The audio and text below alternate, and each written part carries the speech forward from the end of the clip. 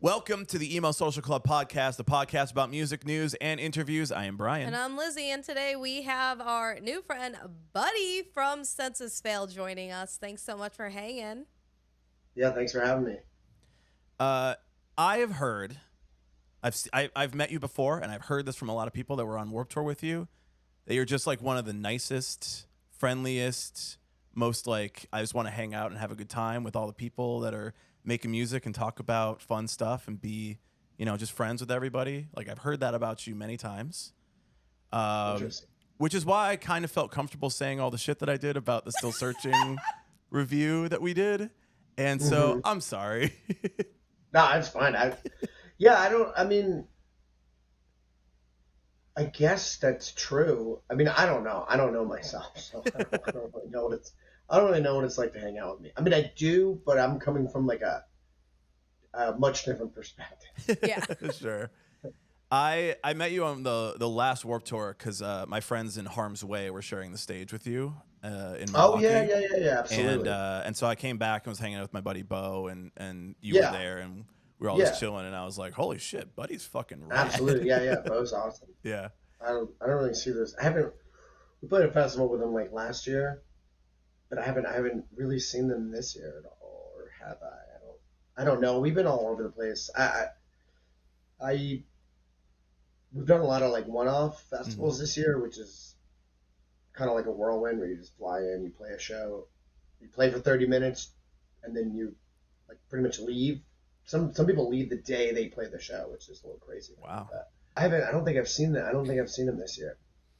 They've been all over the place too, I think. Yeah, I know. He's doing the podcast and dude, I'm so played a bunch of festivals. Sometimes I don't even know if Harm's Way is playing. Yeah. I just know that he's there. He's just hanging out. He just shows up and you're like, what are you doing? He's just doing interviews and stuff now, and like he's gonna be at Riot Fest this year, and I'm like, get out of my space. Oh, is that your space? No, it's everybody in Chicago's space who works in media. Yeah, no, so I give him a lot of shit. Like we went up for like a podcast, like Chicago podcasting thing of like best music podcast in Chicago. No, but we taken third before, but this year we didn't. And I told him, do not enter, or I'll say your co-host is from California and you don't deserve this. Did who won? Barstool? No, it was a Car Con Carne. It's like about local bands. The host is JVO. He used to be on like Q101 back in the day, so he has those. But he's back on Q101 anyway. So I'm like, you know what? What about the little guys and not the corporate podcast? This is not corporate. No, it's not run by Live Nation. We're actually just two bozos. We're not against the concept, but we are not currently employed by or a subsidiary of Live Nation, Ticketmaster, Overlords.com. So let's talk a little bit. You're doing the Let It Enfold You national, international, European, American tour, and you're doing Still Searching It When We Were Young. So you've got these two legendary records. What is like the first of all, what is the choice to do the tour on Let It Enfold You and then do When We Were Young, Still Searching?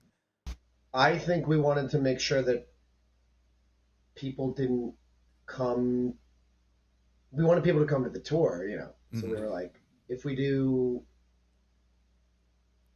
Let It Enfold You at the festival, I thought, man, I mean, last time we played, we had a really good crowd. So I thought that it would be similar. And then you're like, oh man, if we already did it and these people already saw it, what would they come back again, you know, to the city that they're from? Because so many people travel for that festival. And it was like, well, we could do Still Searching, you know. It's not like out of the question. I mean, I think we have two records that are generally considered, you know, we have a couple that I think we could do, but in this world about what everyone's doing, like their biggest or most iconic record, luckily I think we have two of them. So we were like, well, let's do Still Searching, you know, and kind of like be like not, I guess, competing with our own tour. That makes sense? Yeah. Yeah. Definitely.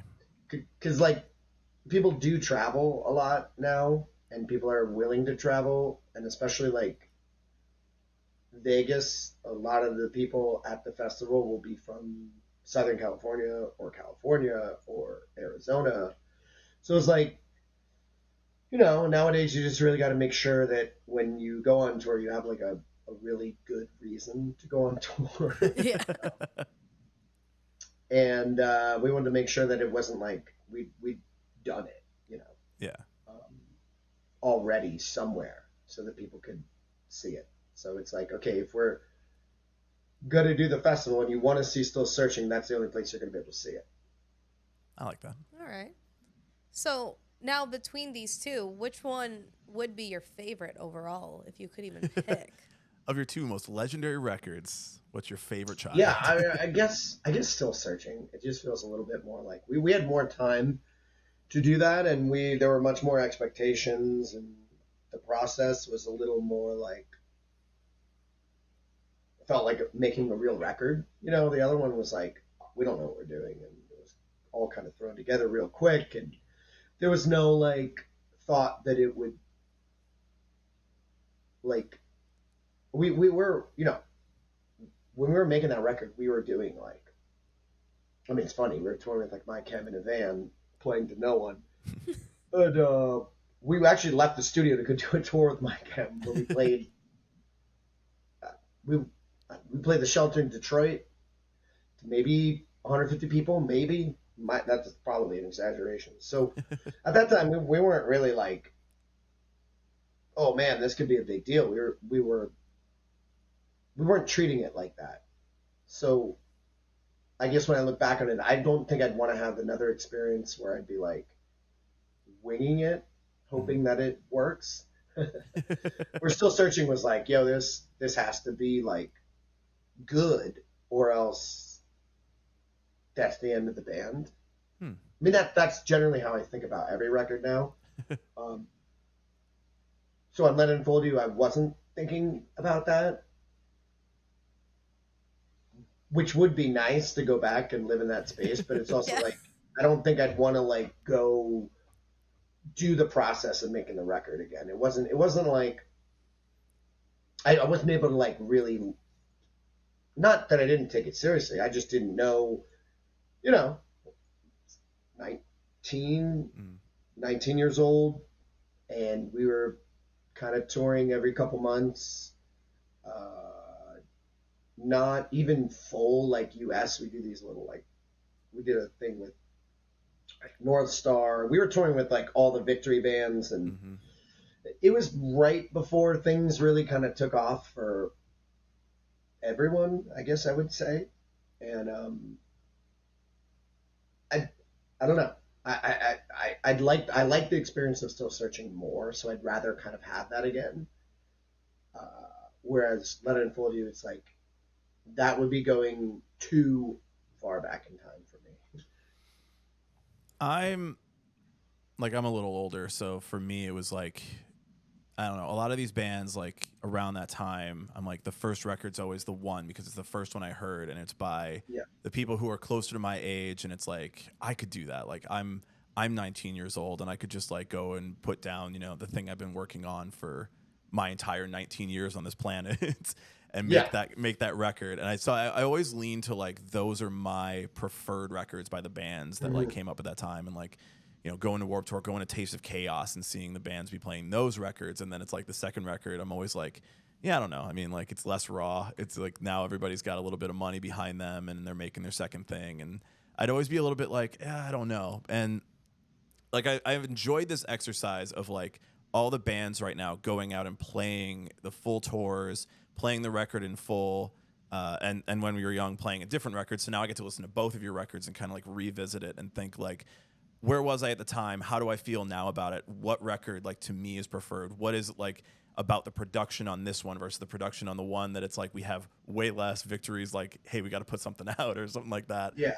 And it's been a very interesting exercise to like kind of revisit that time and like kind of let go of the like when I was in high school versus like when I'm an adult and like, looking at like she's only 7 years younger than me, but I'm like, you should have been there, man. You should have been around for this time. Yeah. I mean, it's definitely a lot different to make a record when there's no expectations, or the expectations are like, I don't know,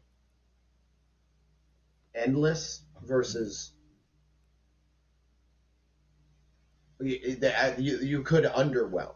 Like, I don't think there was a way that we could have put out Let It Enfold You and been like underwhelmed, you know, with this, with how it would go. It was only up, whereas with Still Searching, it was like, and every consecutive record, it's like, oh well, here's the bar, so now it's a little bit more feels more like a job. Does that make sense? Because there's consequences to what you're doing, and I don't mean job like you gotta like figure out a way to enjoy it. It's just you could get fired. Yeah. You might not get that tour. It's like, ooh. Yeah, or people that like your band just don't like the record. Yeah. You know? I mean, I don't know how many people put out second records in that era that people just didn't like, and that, I mean, we could probably sit here and name a bunch of them, but you know, the ones that you remember now are the ones that put out that second record. Yeah. That's or the true. ones that are still touring are the ones that put out the second record that is really hard to make. Yeah. And very rarely do you get a record, I mean, after that. I mean, you can even count on like your hand, I could count on a couple of my hands, not a ton of the record bands who've made records past their second record that I've really enjoyed. Yeah. Very different time. I found it very interesting that we are revisiting records when we are in such a like singles heavy culture now, and like there is such a like desire to return to a time when people made 13 tracks that all made sense collectively as like a full album that people would go to a store and purchase, versus like I heard this on TikTok and now I stream it on Spotify. Yeah, I think that experience is going and seeing bands live. Mm-hmm. Instead of people going to the store. I mean, think about how many people would go to a store, buy a record, and never go see a band live. Yeah. Like, there's a lot of people that do that, you know? If you listen to it online, the only logical step to like becoming a bigger fan or being really into it is to go see it live. Yeah. So I generally think that that's the sort of thing that you can experience now. And I think the people who are doing the best seem to still be making really good records, you know? Yeah. To me. Yeah. I don't know. I think the single thing's not a real thing. I mean, I don't think it is. Not for rock music. For some styles of music where there's bands who play live and tour, and then there's bands who are only online bands. And there's a lot of like, I don't know, TikTok's not the right word for it, but there's a lot of TikTok artists who are really struggling to become legitimate live bands, because it's fucking hard, because they'll spend all their time in their studio, spend all their time at home and online, and then they go out and it's like getting people to show up to see you is a whole nother thing than having somebody casually listen while they're doing other things in their life, you know? Yeah. And that was the thing, is like, if you really like a band, you would go out, and if you bought their record, there's a pretty good chance you're going to go to their show. So it's like, if you're listening to the music, you're going to go to the show. Whereas now, there's not such like a one-to-one thing. You can listen to the music and never go to a show, never even want to go to a show, never even know that there is a show. So I think that that's like the real, not struggle, but that a lot of like younger artists are having. And I think a lot of older bands are struggling with like, well, how do I become more of like a streaming band, you know? and everybody always is looking to fill out some other aspect of what. Before, it was like, if you're a fucking band, you got to go on tour, you got to sell records, and you got to play shows. Like, there wasn't an option to, like, not do that. Mm-hmm. Yeah. So now you could never put out a record and just put out singles and barely tour and not sell any merch, and you would be considered like a viable,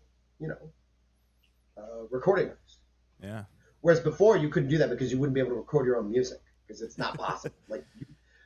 I could literally, I have a full studio. I can record everything I would ever need to put out a Census Fail record and never hire anyone else. And everybody else in the world literally has that ability. So,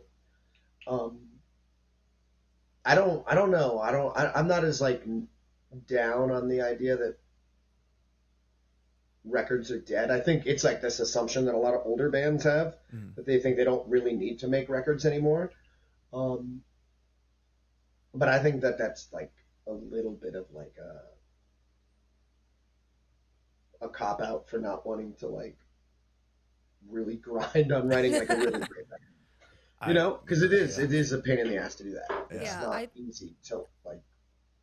I think that there's been like a big shift with it. And even like, so I teach college, so I'll ask kids, like, what did you do over the weekend? Did you do anything fun after the holiday? And they'll say, oh, I, just hung out, listened to this band, or I went to go see this show. I'm like, oh, that's so fun. That's so great. They're like, yeah, that's my one show for the year. And I just go, what are you talking about? Yeah. And that is just so bonkers to me. But there's also... but that's what Warped Tour was for a lot of people. The one time. Yeah, I mean, a lot of people, that's why Warped Tour and some of these things were so big, because they got that casual fan who was never going to go to shows, was not really that interested in any of the bands other than one or two or whatever. And, and that's just the way it was. That's how, that's why festivals do so well. Because, it's like an event. Yeah. Whereas like a show nowadays is not so much an event, and I think a lot of people don't realize that there's like a need to go out and see people, regardless of whether you like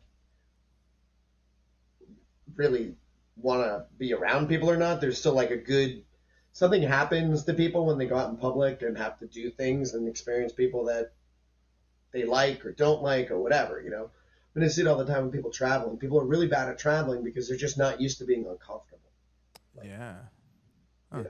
It's just a fact of life. So when you're a college kid, plus you don't have that much money, and shit is really like, it's not cheap. Now it's a lot different. I mean, when I was in college, like when I was an undergrad about 10 years ago, I was like, oh, these shows are $10-15, and now if for a local band, if I want to just go out on a Saturday night that I have nothing, it's $10 to this is $35, and I get it, but the sticker shock has significantly changed. Yeah, I think that's definitely not an issue, but I think it's hard because the entire cost of touring, especially if they're touring bands, has gone up like exponentially, and it's still going up for whatever reason. I'm not really sure why, but we still haven't really reached that like, oh, it seems like we've stabilized, because it's such a niche industry and I mean like tour buses and all that shit. I'm not talking about like stuff everybody like, because it's such a niche thing, they can just keep going. Mm-hmm. Until it works for them, and then bands have to go, well, if I want to put on a show, like if I want to do this, or if we want to have production, if we want to have all this stuff, we're going to need to travel this way and have this, and it's it makes the ticket price go up pretty high. I mean, you try to keep it as low as possible. But also like merch cuts are a really big thing, and having to really like pay venues like a good portion of your money for playing there, sell merch. So it's like it's all just this weird sort of like it's unregulated, you know. I mean, we'll see what happens with whatever they say they're going to do. Yeah. But it's really unregulated. There's no real like, hey, people shouldn't be getting destroyed with ticket fees, you know. That's also, I mean, it multiplies the ticket price by like 2 or more. And I think there'll be some change in the next couple of years. That seems like something that politicians would like easily think is like a slam dunk that no one's going to be mad about, that everyone can get behind. Oh yeah. So hopefully they can do something to regulate like at least the fees to make it so like, you know, a $40 ticket doesn't turn into 85. Yeah. Dude, I spent 2 tickets to see the matches was $85, and I was like, yeah, that's a lot. It was like, come on, Yeah. Sean Harris. Yeah, it's a lot. Yeah. And I get it, you know. I mean, I think that also is a barrier for entry for a lot of like younger people. Being like, well, I'm not gonna go to a fucking show if it's $85, you know. It's like For you gotta 2 pick people to between. go, like that's a lot. I want to make sure we're good on time, so we're gonna ask you our 6 questions. There'll also be a lot of the promo stuff, so we'll get all the the main points of it out. But the first question: what is the most emo song you are listening to right now? Ooh, I don't know. I mean, I was just listening to Pink Pony Club, so There I we think go. that's Can I tell you that like when we asked this question, we've asked so many people, and everyone has answered Chapel Roan. Every Really? one of them. And I'm yeah, like, also, my wife and my daughter, it's all they're listening to. yeah, it's incredible. And Fantastic. someone just yelled at us because I saw that. we posted our interview with the Forecast, and they were like, you could have gone with any band, but you went with Chapel Roan. And I was like, yeah, because she's sad and her music is fucking awesome. Yeah, I don't know. I mean, what's wrong? I mean, I guess when somebody gets so popular, of course, there's got to be people that are like, fuck this. I mean, I get it. So. What do you think? Like rock dudes love Chapel Roan, and it is just like fairly pop music. It's it feels very like it's less edgy than like Lady Gaga. And I remember like Lady Gaga doing a lot of that in the early 2000s and becoming really popular in rock music too. But it feels like this is like a little bit more like straightforward pop music, and yet like all these 30-year-old dudes are like, dude, Chapel Roan fucks. Like I love Chapel Roan. The guy who writes a lot of her stuff, along with Olivia Rodrigo, is the dude who used to be in As Tall as Lions. Oh. And it works for my brain because it's coming from him. You know what I mean? Like a band that I know and listen to and was around. So it makes sense. Whereas like Lady Gaga's stuff was always like more Broadway inspired and more like show tuney. This feels like pretty much just like a standard rock music being performed and like written in her vibe by her. You know what I mean? Yeah. She also has the same energy too, that like last night at the VMAs she told off a photographer who's being really rude to her. She's got rock energy. She's got Midwest rock. She's like not really gonna play the game. It feels a little like, even though she doesn't really have a choice now. She's so big that it like, I mean, she doesn't have to play the game. She doesn't want to. And it's only going to make her bigger, like not being like your stereotypical standard sort of pop star. You know what I mean? Yeah. Like Sabrina Carpenter would be the opposite vibe as her to me, in a way. See, I love her. Not in a bad way, just like just opposite, because Sabrina Carpenter has been in the Disney machine for majority of her life. That's right. She's not. She's one of the only. Even Olivia Rodrigo was in the Disney machine. Yeah. So she's one of the first pop stars of recent memory, other than maybe Haley from Paramore, if you count her as like a pop star, which I don't. She's not. But did cross over that hasn't come from like the Disney World, you know? Yeah. I mean, Lady Gaga obviously did, but she came from like fucking LaGuardia school. That's a whole nother thing of like Yeah. all the people that went to that school, you know, I mean, it's like going to Harvard for fucking creatives. And it's a real like fast track to success. Yeah, I mean, from what I know, Chapel Roan is just a girl from Missouri, like that seemed to have shitty parents or something, and you know what I mean? Like, kind of like really normal. Just Midwest living life in like a weird podunky town. Yeah. And she's obviously super talented, but unfortunately, just because you're talented doesn't really mean that you're going to be successful. But she was able to make it and have the opportunity, and it worked at the right time, and it all. So it's like rare. It's rare that a person will just kind of come out of nowhere versus like, I mean, even for instance, like, what's her name?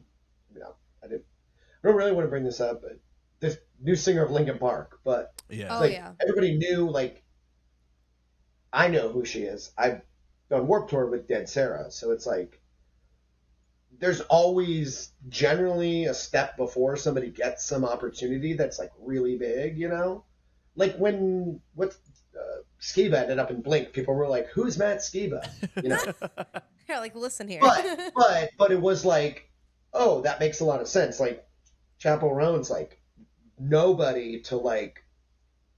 I mean, you've seen some of the videos of her 9 months ago. Yeah. Playing at like a fucking like in a park. Yeah. Yeah. On keyboard in a park. Yeah. Yeah. Like nobody cares. Yeah. Singing the same songs. Yep. Which is really interesting. So it's crazy. I think a lot of people like that too. You know, that there's like zero to everybody. It feels like you could identify more with like, well, you know, Olivia Rodrigo was on High School Musical amongst other things. I mean, she did write a great record, and that is why she's even more successful. But Chapel Roan was on that tour, so kind of like there's this scene of. I mean, you're going to see more people working with this dude because he's super talented. Oh yeah. He's just written 2 massive records for 2, you know, young female, like rock centric artists. Yeah.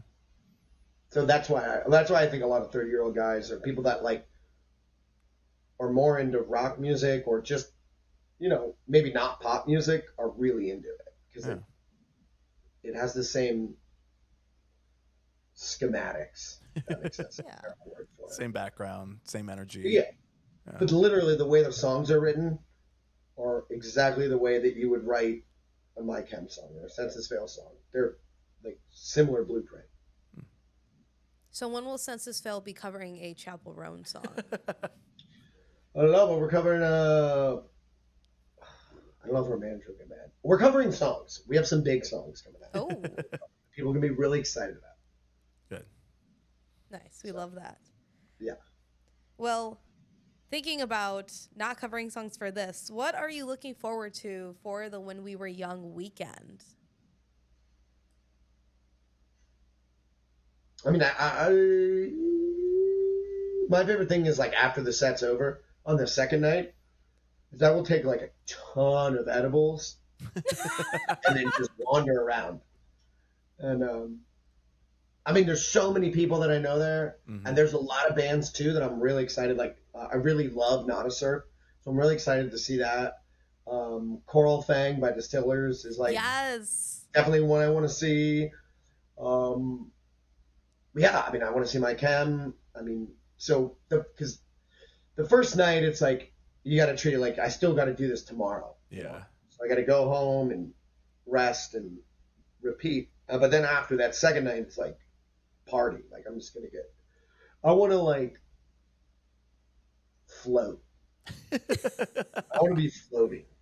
Okay. I might even have to do mushrooms and stuff. Like acid. Really? You're going to have to really hit just something and be like, this is it, guys.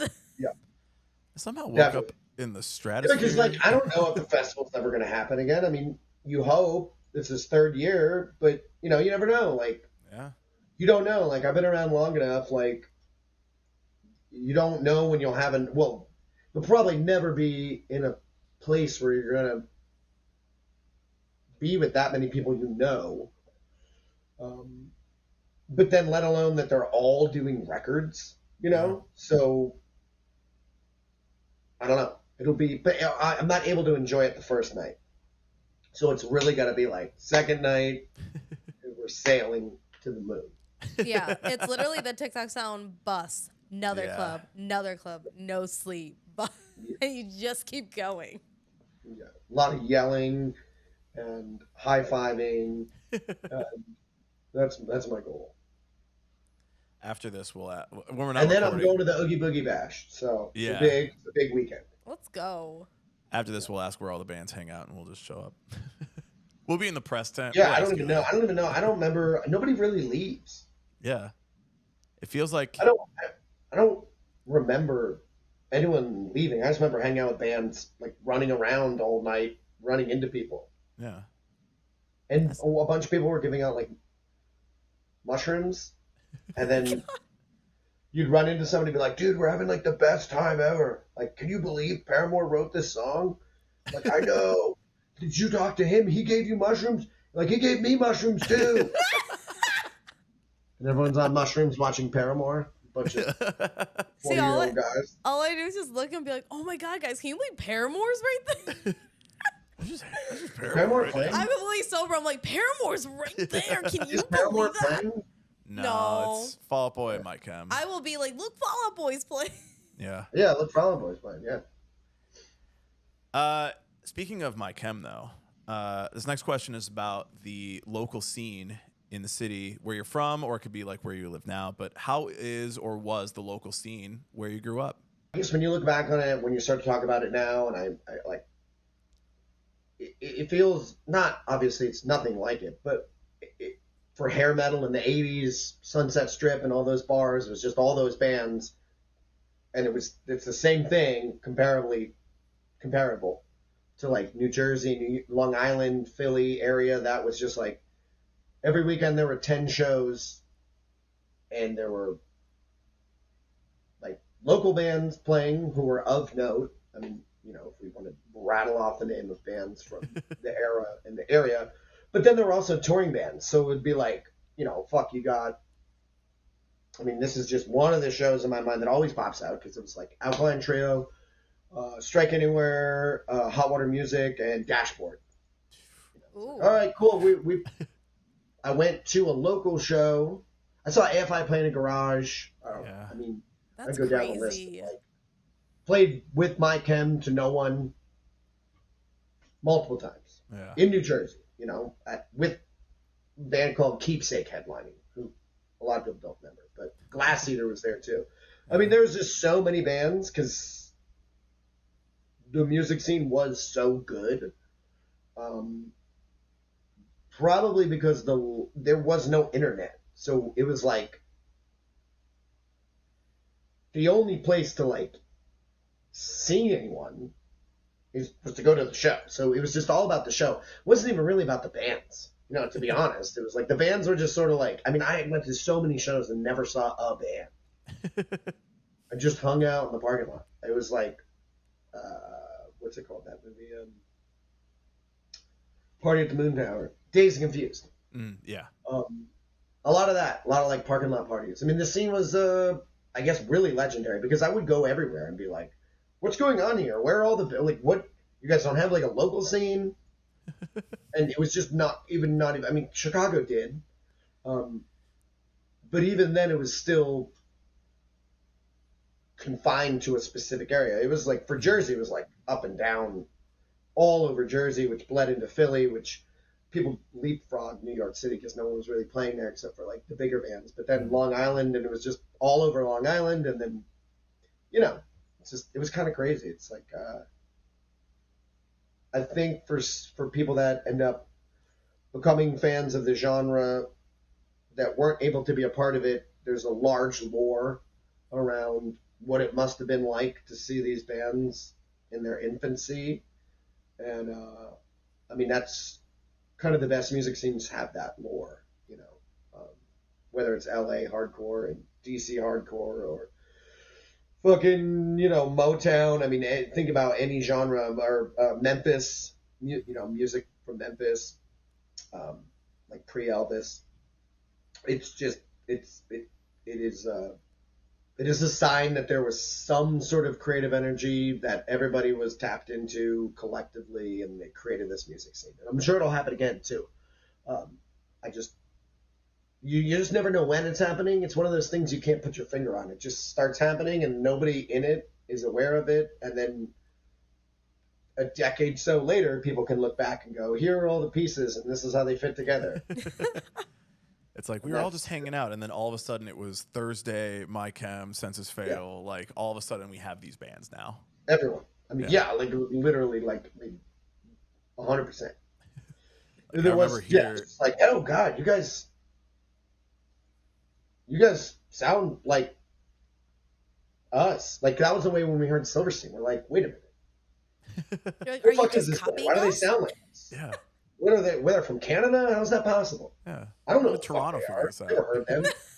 What's going on over there across the border? Yeah. I have Toronto some shouldn't have this. questions. No, Toronto scene was insane. That's one of the biggest. One of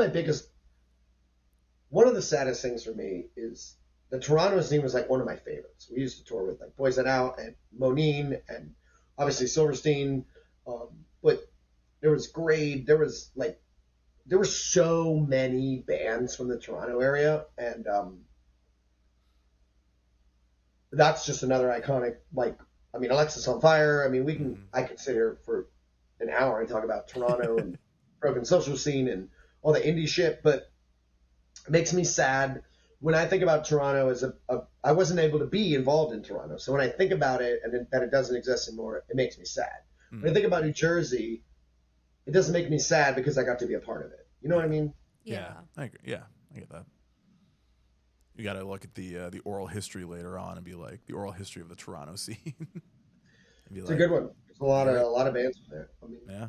Yeah, Buddy's next project is literally just creating a YouTube series being like, all right, guys, we're going to break this down. I'm not from here, but I know so much about it. Yeah. All right, next question. What type of collaboration would you like to do and with who?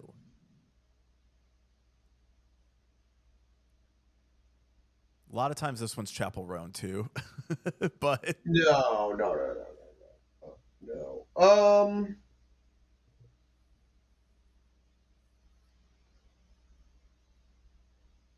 I like to do something with Bring the Horizon. Ooh, I like okay. that. I think they're my favorite. Like them or Architects. Those two bands are Okay. yeah. two bands that I'm just like really stoked on. Just what they're doing and how they've done it and how they're continuing to evolve. I think I think I have a better chance of that than Chapel Roan. But that's also not. I think Ollie is super talented and he's just got a really good ear. You know, I think like he's pretty good at being like, this sounds cool, this is good, and you could be like, wow, that is cool, that does sound good, I like that. And I think sometimes it's just one of the hardest things to really like have. You know, it's not necessarily a musician thing, not necessarily like a producer thing. Just certain people just are able to identify that something is agreeable to lots of people. And I think both those bands have that quality. If that makes sense. Yeah. Yeah. I think like one of the other things I mean, Bring Me the Horizon is my top 5 of all time. But I think one of the best things about what they've been doing more recently is like they are kind of collaborating within the genre and without like outside of the genre and within the genre, like bringing in Under Oath on a song, bringing in Amy Lee on a song, and like having these different people that are collaborating within the rock scene and the electronic scene and all that. So I definitely agree. Like you probably a much more attainable collaboration with them too. It's like on their next EP, they'll have, you know, the Buddy Nielsen collaboration, and it's like, oh, that makes so much sense. Like, you're from that era, you're from that scene, and like they just had Under Oath on, so like this is perfect. Yeah. I mean, as far as like rock music goes, I think they're doing things that are allow me to be able to think about doing other things as well. If that makes sense. You know, the more boundary pushing or just genre expanding that these bands do, the more it helps an older band like me understand that I have a wide variety of music that I can make. I mean, I've done everything from I've made really heavy records that everyone hates, but it gives me a scope of like, well, if Bring Me the Horizon's doing stuff that sounds like this, then that means like something that I do fits into this world too, which is really helpful for, which is great too with, I mean, all those British bands like Sleep Token and Holding Absence and Loathe, really kind of exploding is really, really good for all rock music, because the more these young bands can like explode and take over the world, the more people go, well, let me see what else is there. And you hope maybe you run into fucking Census Fail Still Searching. You know what I mean? That's like kind of the way that I see everything is like, we have these records from 20 years ago that I'm not saying influenced any of these bands. Like, probably not. But like six degrees of Kevin Bacon or whatever. Yes. Yeah. All these bands are less than 6 degrees away from Census Fail. Yeah. It's like 1, 2 or 1, 2, 3. Yeah. So I'm going to say that in class instead of 6 degrees of Kevin Bacon. Be like, guys, have you heard about the 6 degrees of Census Fail? And they're going to be like, what the hell are you talking about? 2 degrees, 3 degrees. Like, listen to somebody in me. the band or producer or someone they know likes Census Fail. That's just that's where I'm trying to get here. Yeah. I just need to make it another 25 years. Yeah. Or else I don't know how I'm going to pay for anything. So Oh, no. That no, doesn't sound I'm fine. unreasonable. It's just Everyone like go and stream Census Fail. No. I mean, like, well, I can't retire. I don't have a fucking pension, so this needs to go until I'm dead. Census Fail, the new Rolling I don't Stones. have anything else to do. I don't know what I'm going to do. What else would I do? You could always go down the dark road and start a podcast. I already did that. Done it twice. Yeah? Yeah. Is it okay? Is it because Shane Told is already kind of cornered the market on it from the emo bands? Because no, I just think it's a lot of talking, a lot of work, and it's a grind, and you never really know if it's going to pay off. So yeah, I'm already in a band. I don't need to. Yeah. You don't need a more unpredictable. I did this because route. my band from 2009 didn't go anywhere, so I'm here in 2024, finally being able to sit down across from Buddy from Census Fail. Yeah, I mean, took me a minute. I don't know. We'll see. We'll see if I even make it another 25 years. But I will. I need to continue the 6 degrees of Census Fail. That's the goal. Whatever that is. Whatever that works. Yeah. This will be our last question. Can you tell us all about your upcoming tour dates, the Let It Enfold You tour with Saves the Day, and When We Were Young Fest? Yeah, we're doing When We Were Young 2 nights, 2 days, or whenever we're playing.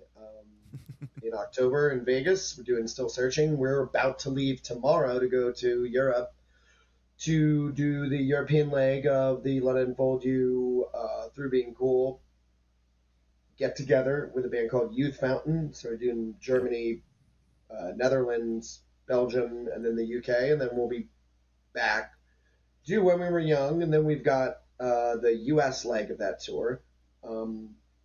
If you're planning on coming, I would get tickets. I mean, generally, most of the shows are going to sell out in advance, so I would just, I hate being that person that's like, get the fucking tickets, it's going to sell out. I'm usually like, get the tickets, I have kids. I think that's a better, go buy tickets, I've got kids. That's a much better, people are like, all right, I'll go to the show. Yeah. We saw Emery, and they were like that, too. We're like, all right, I get it. Thanks for buying merch. Yeah, Emery was like, my kids are right there. They're hungry. I'm like, you know what? Yeah. When you're like, look at my starving. Yeah.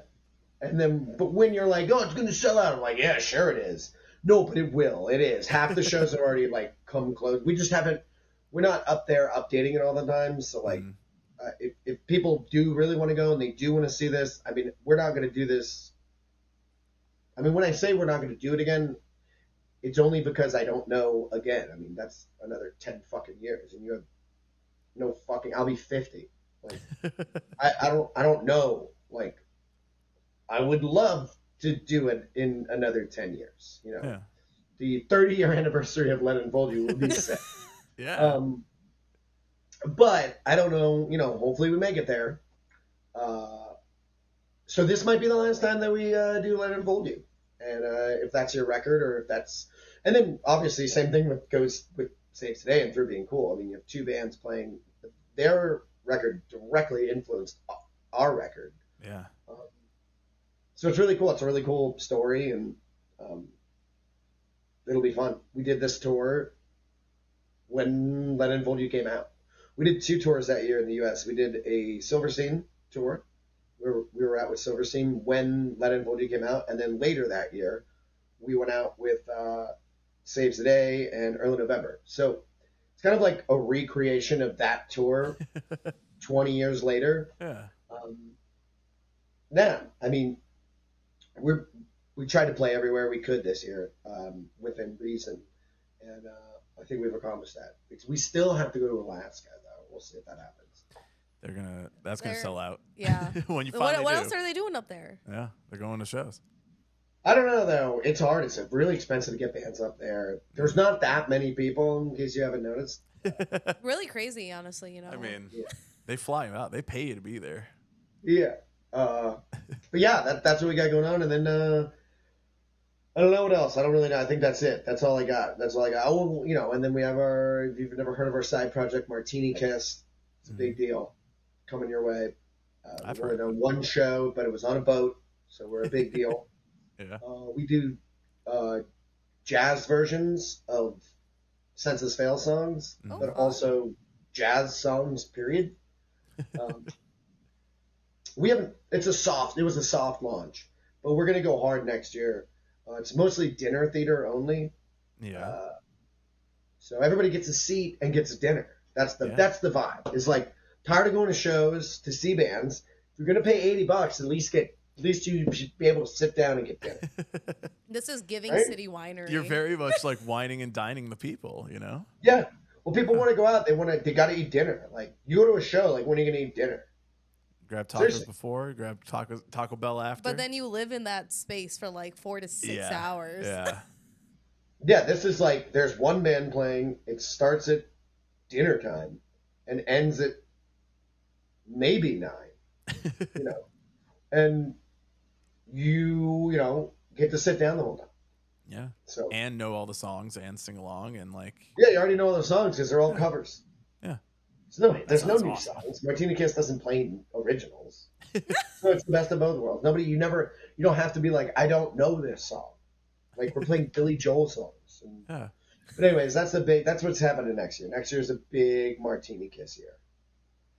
Martini Kiss is such a hard band name. I love that band name so fucking much. Yeah. Great band name. So, that's it. That's all I got. And then eventually Census Fail will put out a new record at some point in the future. Well, perfect. Where can people find Census Fail, find you on the internet so they can buy these tickets and support the band and support the kids? Yeah. Censusfail.com. That's pretty much the best thing. And then Census Fail on Twitter. Not Twitter. We don't go to Twitter. Census Fail on Instagram. I'm on Twitter, but it's not. Yeah. It's fucking dead over there, dude. It's so. Oh weird. my god, it is. There's 8 people left. It was cool a year ago, right when it switched to X, and there was like fucking. It felt like a dirty alley that you look down and you're like, oh my god. And now they like cleaned it up, and it's just, I don't know. It's not even. You get the Facebook memes, and you're like, oh no, we're. Oh boy. This is it, guys. It's just Facebook now. Yeah, we're not even on the cutting edge of like bullshit. You know what I mean? Yeah, we got TikTok. We're on all of them in Snapchat. I mean, honestly, if you look up Census Fail on whatever your preferred social media is, we're on there, and that's where our info is. And then you can follow me at budthechud on Instagram. That's where the magic happens. There we go. That's Well, where you sick. can find all the good stuff. Well, I will also add to, before we wrap this up, our Friends in Action Adventure. At least Brompton was texting me earlier. They say hello, and they did want to try to come on to try to yell at Brian some more about not liking bullies. Yeah, they're like, if I was running for office, or like, I would make them like the people that go on Fox News and attack people. Yeah. Like, Dude. hey, you have to represent like the talking points. You need to go stick up for the band, because we can't have Buddy out here like talking shit to people. Like, you have to go and be like, sell the band to the press. They should hire him. Dude, I watched back some of that video, and I was laughing so hard at how mad Brompton got at me. It was literally him cracking knuckles like, oh, it's so on. I was like, this is good content, and also he texted me after the video went live, and I think you liked like the post, and I was like, did he watch the video? And Braun was like, yeah. And I was like, fuck. And he's like, dude, that dude does like martial arts. And I was like, I'm so fucked. I'm dead. He's going to see me when we were young and be like, hey, so man, cooked. fuck. I was like, we can't talk to No, Buddy I'll be this so year. stoned if we were young. I was about to say, Brian, he's not going to fight you. He's going to be like, you want shrooms? No, I haven't done shrooms since Worcester and the drive-through tour, which was a really bad experience. But maybe when we were young will be my shroom retirement, or I'll come out of retirement. Yeah. And I will do mushrooms. We'll see. When we were young, the second night, and then and then maybe I'll probably never do them again. Yeah.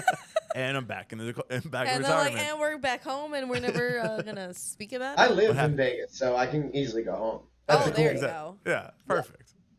Yeah. That's the other thing. It's when we were young is I live here, so it's actually super fun because I can cut this up off. Like, all right, guys, I'm heading home. It's like, what do you mean? Like, no, I'm going home. Yeah, you're like, actually, no, my house where my family is at, you're going back to your hotel room. I'm not in resort world. I'm going home. Yeah.